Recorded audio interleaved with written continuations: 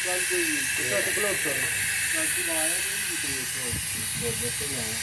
आना चाहिए बच्चे कोई नहीं है अभी बच्चा नहीं हम सुबह का बच्चा तो दोस्त आती जाते खाना डालता और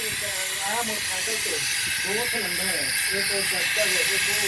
उन्हें कभी कितना नहीं जाएगा रात में आकर लंबा जाए तो जाते सामने आता दे दो मैं स्पष्ट कर ली काफी का नंबर ले लिया नहीं वो मैं हमारा तो बस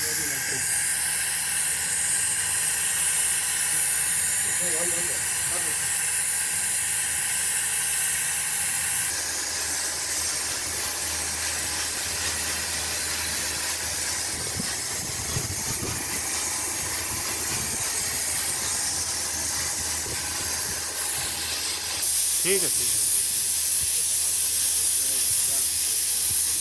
साथ ही करता हूँ